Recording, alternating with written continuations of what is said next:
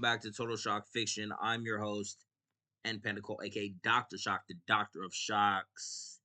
This is not an official Creator Serial podcast episode. It's more just one of my random uploads because I'm feeling real. I don't know. I don't know how I'm feeling right now. I don't have the proper words for it. I am a linguist. I am a prosist. However, in this moment, I find myself at a loss for words. Um, so fuck it.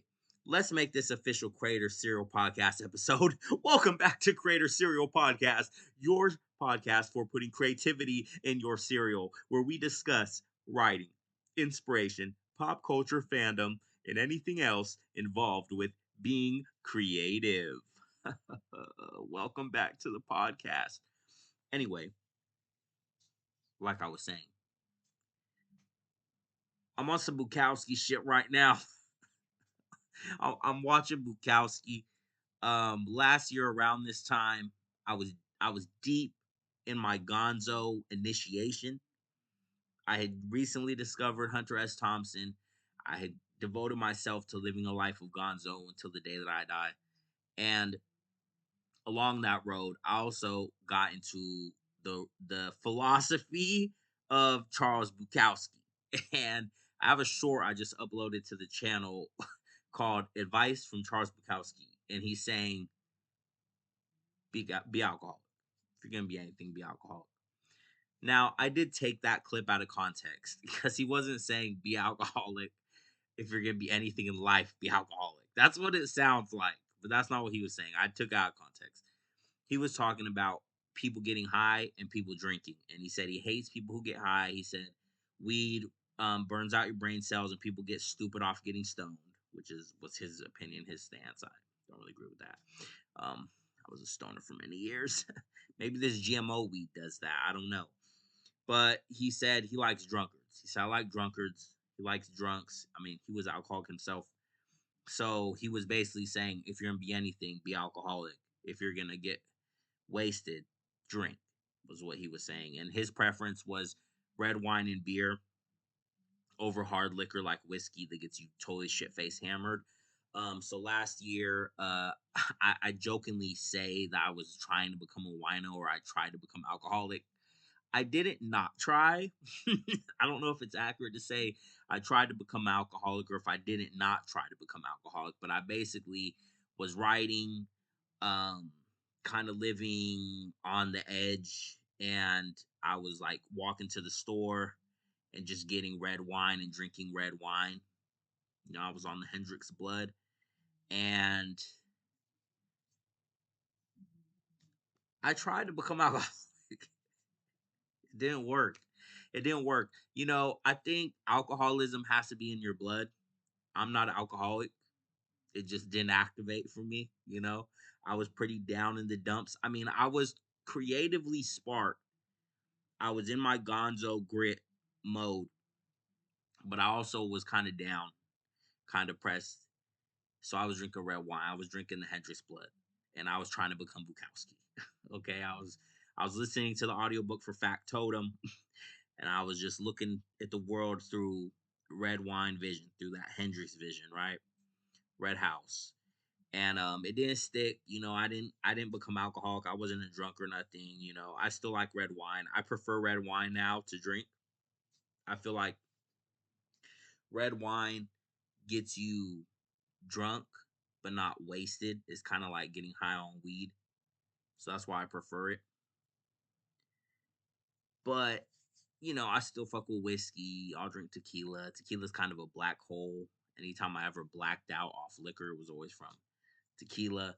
But I'm rewatching some Bukowski right now. Dude was a controversial figure. You know, he was, he's kind of a crazy bastard. He did some crazy shit.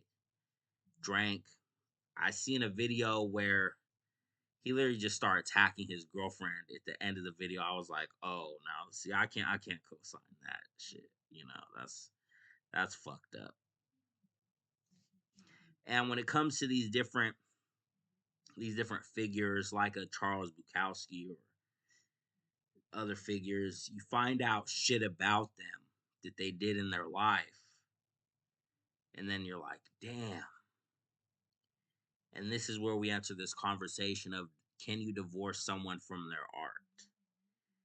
And I think in some regards you can, and in other times you can't.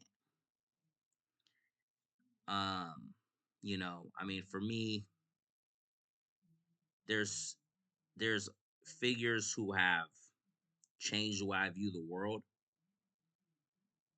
and it's like when I do find out some of the fucked up shit they did, I can't necessarily go, well, they didn't change my life. So, it's kind of a, but Bukowski, I mean, he is considered a very prolific writer, novelist, and really what he embodied in his writing, removed from some of the more problematic aspects of his life, was this lived grit, right? When we're talking about grit, Bukowski, Russell Banks, who's my favorite author of all time, The Bone Rules, Hunter S. Thompson. Now, most people might not categorize them together. Hunter is gonzo journalism from the new journalism wave. Bukowski is kind of like the last beat poet of the nomad writers, where you could just hop on the rails on the trains and ride the trains with the hobos and fucking go into a town and get a room, get some shit job to work to pay for your room and board, and just write in a dingy, shitty room. If you really want to get to know Bukowski, I suggest watching the movie Barfly, starring Mickey Rourke. It was adapted from his book Factotum, and Bukowski actually wrote the screenplay, if I'm not mistaken. So it's a really, really good zeitgeist of like Bukowski and the sleazy, drunken, debaucherous world that he created in his literature, which was a place that I inhabited pretty much around this time last year, like summer, like June, July of last year. I was in my Bukowski wine haze. And I think that's probably why I'm returning to Bukowski right now and drinking from the altar of drunkards, right? In terms of the voice of his prose and the kind of gritty underbelly kind of world that he would expose. Um, and then, Hunter with his gonzo journalism, different but similar. Debauchery, drug fueled benders, but in pursuit of journalistic exploration and investigation. Hunter was a gonzo journalist. He embodied this dangerous approach to reporting where he will put himself in the middle of the story at his own peril to get the story. And then also, he was a novelist before he became a reporter. So he would take his reporting and turn it into fiction, even though it was journalism. So he would embellish and change things and make up shit. I recently was listening to the audiobook for Fear and Loathing on the Campaign Trail 72. Um, there's two parts on YouTube, so I got through like part one. It's like 6 hours. Really, really cool book. Really great. It's great Thompson material. It's him at his best. I mean, after he did Kentucky Derby's Decadent and Depraved in 70, and then he wrote Fear and Loathing in Las Vegas 71, Fear and Loathing on the Campaign Trail 72. It's right after Vegas. So those three works are really peak gonzo. I'm also working my way through Curse of Lono from 1980, which I like Curse of Lono so far. It kind of has the vibe of Kentucky Derby. It's decadent and depraved in it. So I'm really on my gonzo hype again. I'm reading Fear and Loathing in Las Vegas right now for the first time. The actual book. Of course, I've seen the movie. And I'm also getting back into my Bukowski vibes. And then Russell Banks. To me, Russell Banks is the greatest novelist, if not the greatest novelist to ever live. One of them.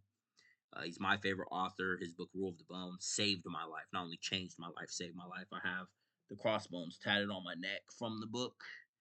I also got this neck tattoo because of Seth Gecko from Dusk Till Dawn. George Clooney has a tribal neck tattoo in that movie, so that's why I got a neck tattoo. Everyone was like, "You shouldn't get a neck tattoo for your first tattoo." I was like, "Man, I don't give a fuck." They're like, "It's gonna be really painful. You shouldn't do that." Like, man, I don't give a fuck. Tat it up. I was just sitting there chilling. Like, that shit felt good, honestly. Getting a tattoo, the pain of the needle, it was almost like an emo rush. Like I was like, oh, the pain feels so good. I wanted to just be like, oh yeah, like, which would have been weird. But the shit, it feels good getting a tattoo. I feel like the pain of the ink getting etched into your flesh releases emotional pain, and it helps you get trauma out of your body. That's why they say like people who really get inked everywhere, it can be a trauma response because you're trying to get that trauma out. But there's this Americana um literary tradition in the mainstream. They're gonna have you read Faulkner and fucking, all these authors and read the Scarlet Letter and all that bullshit. You gotta read real shit. Bukowski, fucking Hunter S. Thompson, Russell Banks, Rule of the Bone, Continental Drift, Hamilton Stark, Lost Memory of Skin. Russell Banks exposes the mundane but makes it mythic. He reveals the mythic nature of our mundane existence in this modern contemporary society of America. So that's why I study and read and even revisit the works of Russell Banks, Bliss in Paradise, Charles Bukowski, and Hunter S. Thompson, because their writings carry this fusion of society's underworld and America, which at times is an underworld. So I'm on my Bukowski hype right now. Really in the Bukowski vibe. Um, Summer season anime, super mid, dog. Super mid. Um, I watched Demons of the Shadow Realm. It was cool. It was I didn't nothing crazy. I wasn't like I got to see the next episode. I watched like 5 episodes. I really gave it a chance. I like Full Metal. I gave it a chance. I was I didn't stick around. So mid marriage toxin has good sakuga, but ultimately mid. You know what I'm saying? Sorry, my hair's crazy right now. I just been laying around and shit, so that's why my shit's all fucked up. Um, fuck. What else did I watch? I was watching Gals Cannot Be Nice to Otaku. It's a cool little romance slice of life, but mm, I was watching my Dress Up Darling and Rama One Half remake season 1. So it's like those were peak like romance anime. So Gals Can't Be Nice to Otaku. It's cool. I like it. I feel like it was better than Marriage Talks and better than Demons of the Shadow Realm. I might finish it later, but I'm not actively still watching it. The anime I've been waiting for, which the episodes already dropped, the first 6 episodes, but they split them into like 15-minute episodes, so it's 12 episodes. Um, Smoking Behind the Supermarket with You. This is an anime to my for my own heart. It's about a overworked company guy. He works for a company. Uh, he's just a grunt worker at the company, right? Suit and tie guy, middle aged, lonely dude. He has a mega crush on this chick that works at the grocery store. You know how you go to the grocery store and there's like the cute ass girl who works there or whatever. You're like, thank you. Like, you don't do shit, say shit, try to get her number. That's kind of the vibes of this anime. So he goes to this same grocery store just to talk to this girl, just not even really talk to her. He literally is just like, oh, thank you for bagging my stuff for me, and then leaves. But then when she goes out back to smoke, she like puts her hair up and reveals her true personality because she acts all bubbly and smiling and shit in the store, but she's really like acts all edgy and shit and like ties her hair back and like so when he meets her, he thinks it's a different girl. So she's like basically like, oh, she told me to tell you, and it's like he's so dense he don't even realize it's her. And it's like she like is messing with him and he just goes to smoke with her. So they start smoking behind the grocery store. And it's like this little slice of life, little romance. Like there's no action, nothing. It's literally just him walking to the store and them smoking in the back, which is the kind of That's that kind of underground subculture kind of shit I love. So the animation's good. It's well written, well acted, funny. Has that little romance, get you in your feels, little emotional vibes. It's a good anime. Pretty much the anime I've been waiting for. The two anime I've been waiting for was Smoking Behind the Supermarket with You. I haven't read the manga, but the anime is dope. And the new Ghost in the Shell from Science Saru, which is the studio that did Devilman Crybaby and Dawn to Dawn. So them doing Ghost in the Shell. I also recently watched Ghost in the Shell standalone complex. Absolute peak. Absolute peak. I basically Ghost in the Shell standalone complex is the greatest anime of all time. I'm not even putting it in my top three because it like fucks up my list. I'm just making it designated as greatest anime of all time, and then I still have my top three, which is Samurai Champloo, Great Teacher Onizuka, and Neon Genesis Evangelion, with Berserk 97 as my number four. Uh, but Ghost in the Shell standalone complex is just the greatest anime ever made. Motoko, God, I'm waiting for them to start building real Motokos. Um, and also some controversy. So the blurred community on YouTube and the black comic book influencers and the blurs in the YouTube space, they orchestrated a boycott against DC Comics. So basically what it is DC Comics hasn't had a mainline series led by a black character for over 1200 days. That's 3 years and change. In 50 years they've only had 10 and none of them were a woman character.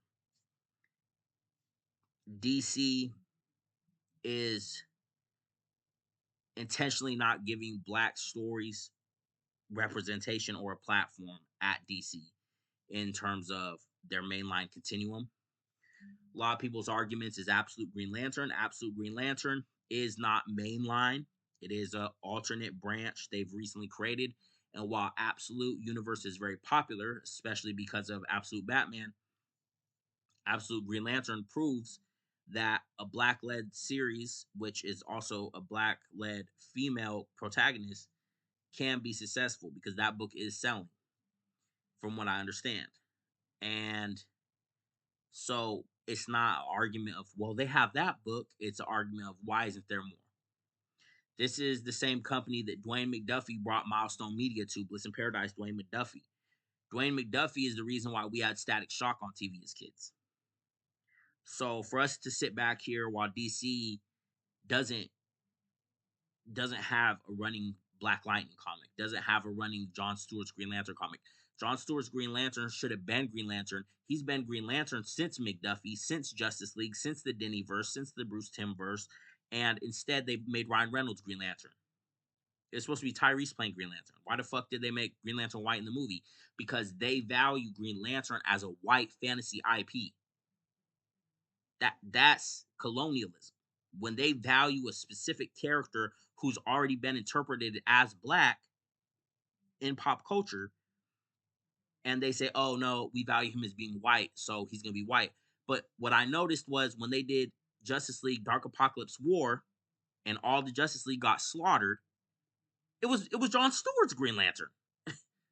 Oh, so it could be the black Green Lantern when he gonna die, but it's gotta be the white Green Lantern the rest of the time. And I'm not hating on white Green Lantern. I like Hal Jordan. Green Lantern First Flight is one of the best DC animated movies from Warner Bros. Animation. They were in their bag in 2008. The Wonder Woman 2008 movie goes crazy too, and that's when they did Gotham Knight with Batman, with all the 6 different anime short movies that they put in one movie when they first started doing the expanded DC animated movie universe. So DC is demonstrating racial inequality in their stories. They have plenty of black characters that they could promote. Even Mr. Terrific, who was highly who was put, he was like the biggest character out other than Superman in that new James Gunn Superman movie.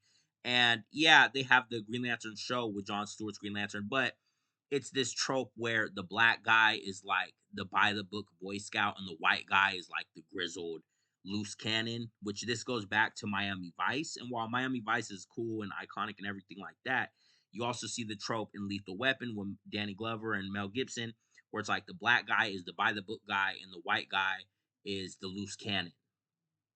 And this like dynamic to where it's like, oh, you can't have the black guy be a loose cannon. He's got to be more like the sidekick who's by the book. So the same thing you see with Captain America and Falcon.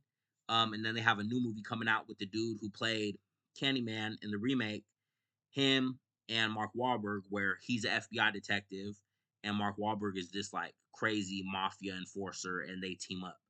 And yeah, the movie looks good. It looks cool, but there's this thing they do in Hollywood and traditional fantasy where the black guy's the sidekick, the black guy's the by the book guy. You know, the Luke Cage, like how Luke Cage was in that new show, kind of like no cussing, no cussing, guys, like that, you know, like that Boy Scout shit. And then it's like, oh, they're the sidekick, like they're not the main guy, like he's the sidekick of the white guy who's the main guy. So yeah, bro, like yeah, they have black characters here and there, but they're not giving black characters a mainline continuum. So, and this is bigger than just at DC. Like they're doing this across the board in traditional fantasy. Period. They've colonized fantasy as a white space. That's why they call black fantasy or black or fantasy stories written by black authors or with black characters. They call that black speculative fiction. They don't call white fantasy speculative fiction. They call it fantasy. Why is it speculative when black people write about fantasy? Oh, because we're speculating on what fantasy we're speculating. Why ain't y'all speculating? So see, this is a bigger discussion, and I applaud all of the influencers who orchestrated the DC blackout boycott and started hashtag DC So White. I did an article about this, and I stated in that article, and I'm restating here, I don't have no beef with nobody who participated in the boycott. I want that to be clear. I have absolutely no beef with anyone who participated in the boycott. And I salute everyone who orchestrated the boycott and participated in it because y'all took a stance against these corporations, against the gatekeepers, against the credential cartels. So I support all people involved on that level. Who I'm calling out is the DC defenders, the cowards, and the people saying we don't need to push back against DC. You're messing it up for the black writers who work at DC. Just because they have some creators working at DC that they let work on books is not a reason to not push back against racial inequality being pushed by DC. That don't make no sense. Also, they tried to say that they were marginalizing indie creators by pushing back against DC. How is it marginalizing indie creators to say pull your DC books and get indie books instead? Pull your DC books from your pull list and get indie books instead. And don't leave your comic book shop high and dry. If you pull your DC books, get some Marvel books instead. If you don't want to read them, still buy them to support your shop.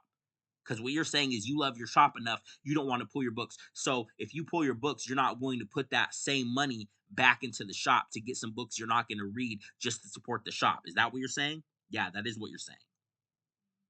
These are all justifications. Motherfuckers is cowards. People are scared because they want to work for DC. A lot of y'all is comic book aspirees. You want to go right for DC, so you don't want to rock the boat. You don't want to boycott DC. You want to get a job. So that's why you're going to say, well, what about the black creators? And you're pushing back against them. They don't own DC. They can get a job somewhere else. Like, that's not part of this conversation. The people on the inside, those are insiders. As far as I'm concerned, they're under the conglomerate. So they're part of the credential cartel. So what happens to them, that's not my concern. I'm looking at the future generation of kids who are not getting to see Jon Stewart as Green Lantern. That's what I'm thinking about. Why don't they have black heroes? Why don't the Latino kids have Latino heroes? Any people of any marginalized group, if you are not seeing yourself represented in fantasy, it limits your imagination of what your potential is in life. So that's why this is an issue. So I am Pandit Cole, aka Dr. Shock, the Doctor of Shock, author of 30 plus works of published fiction that I have on Amazon.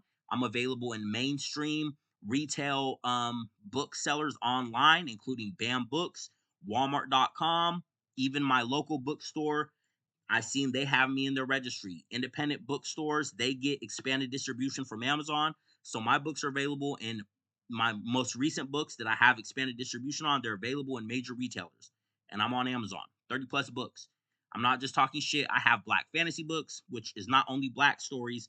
Black fantasy is also darker and bolder than traditional fantasy. So I have black fantasy stories with white characters and black fantasy stories that are black stories and Afrocentric stories.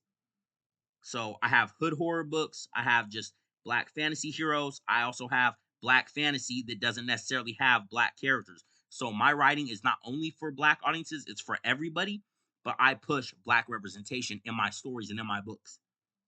So I've picked up the DC boycott.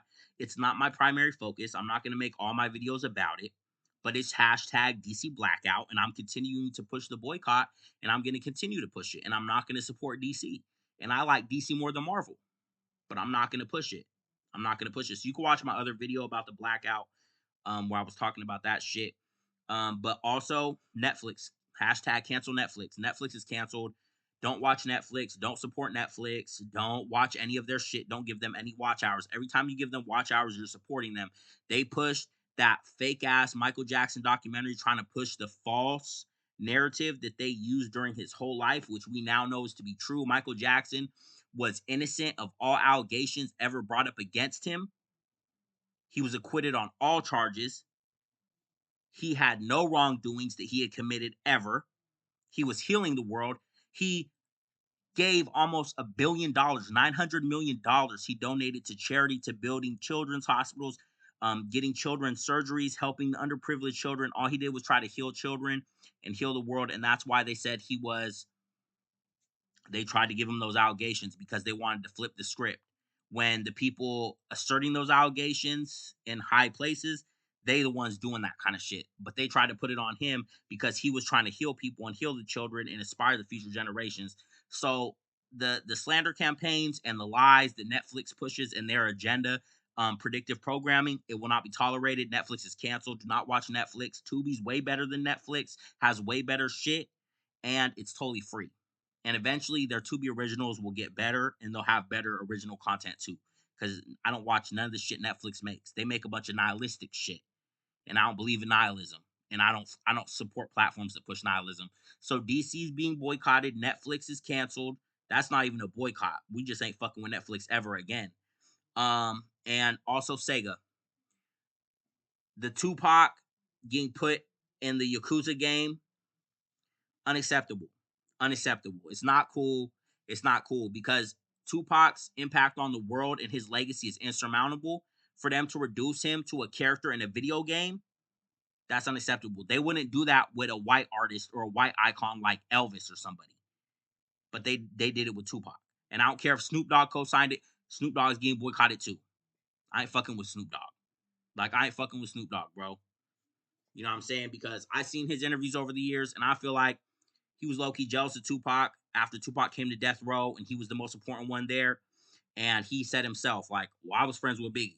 So it's like, you know what I'm saying? Nah, I don't care if Snoop Dogg signed it. Snoop Dogg, he, dances for the industry, period. And that's facts. I don't care about how long these different artists who have been in the industry have been in the industry or how long they've been staples or the fact that they're household names. If anything, that means that they're more in service to the agenda of commercialization and the mainstream. The realest icons are all dead. They either got killed in conspiracies or they died and became legends. And there's a reason for that. So these artists who have been in the game for 20, 30 years, I wonder why they're all still around making money. Are they pushing back against credential cartels? Are they pushing these corporations to give us more representation? Or are we just giving token crumbs of what they're willing to give us? So Snoop Dogg, not fucking with him, not fucking with SEGA. Honor our icons. Quit disrespecting Tupac. Quit disrespecting Michael Jackson. Netflix is canceled. Netflix is getting boycotted. DC's getting boycotted. So we're boycotting DC, cancel Netflix, and SEGA sucks. We ain't fucking with SEGA, and we ain't fucking with Snoop Dogg. So that's where we're at. Total Shock Fiction is a totally independently owned and creator-ruled organization. I have 30 plus books published, 40 plus books written. My backlog is insane. My backlog is insane. If I was publishing on an 18-month publishing cycle, like the trad publishers do, I have backlog for years. Trad publishers publish a book every 1 to 2 years. They'll let you publish one book. If I was publishing at that slow of pace, I'd have books for years. I published 4 books in April. I published 7 books this year. I published 25 books last year. So for the beta readers and the don't use ChatGPT to make covers, AI fear mongerers, and the rage baiters, you're fucking stupid. I'm competing against credential cartels. I'm making AI covers so they look fucking legit. And my covers look more legit than other motherfuckers because my prompts go crazy. I'm competing against $1 million corporations that are keeping me pushed out of the industry. I'm going to continue to use AI to make my art covers. I don't give a fuck what you got to say. You ain't buying my books anyway. So I don't give a fuck what you niggas got to say. Period, bruh. Period. It's total shock fiction and it's a takeover. It's a takeover. My books are on Walmart.com. So as far as the silence, as far as people ignoring my books, as far as people seeing my posts and scrolling past, like my shit isn't so fucking legit, more legit than the shit that Marvel's putting out, more legit than the shit DC's putting out that you motherfuckers are buying and supporting, I'm over it. Because my shit is already out. Like I have 30 plus books out. My shit's on Walmart.com. Where more do I need to show you my shit is accessible to prove what I've already proven, which is that I'm dominant over the mainstream. Period. Like what else do I need to do? So at this point, I'm gonna continue to grind like I've been doing. I'm gonna continue to dominate with these books. I'm gonna continue to push my books, and I'm gonna continue to call out the bullshit and the insiders who are supporting these agendas. Period. That's what I'm here for, and that's what I'm here to do, to shock the world. I called myself Mr. Shock, and I became Dr. Shock because I'm a doctor of gonzo journalism, and I'm a scumbag journalist, which is the new evolution of gonzo, gumshoe reporting. This is renegade reporting from outside the credential cartels. I don't need an agent. I don't need an editor. I refuse to have an editor. I don't need a publisher. I don't need mainstream support. I don't need $1 million marketing deal. I don't need no distribution. I don't need nobody to do shit for me. I don't need the industry to co-sign me. I don't want a Grammy. I don't want an Oscar. I don't want no awards. This is its own reward. Being the one in control. Being the one in control, which is what I will continue to do. And it's all good. I don't have no resentments against people for ignoring my shit or scrolling past my shit. Because eventually y'all gonna catch on. I know how y'all is. You see my shit, you see how good it is, and you're like, scroll. Because no one told you that it was good. No one co-signed it. It wasn't shown to you on a YouTube ad 100 times. Nobody told you, yeah, this guy's in the game. So when you have to make a decision, you go on NPC mode and you just keep scrolling because you're not willing to make your own choice to choose my shit over the shit they've programmed you to like. And that's all good because eventually there ain't gonna be no option. My shit is just gonna dominate. So until then, as always, stay shocked. Throw up the shocker if you love the shock verse. I'm out.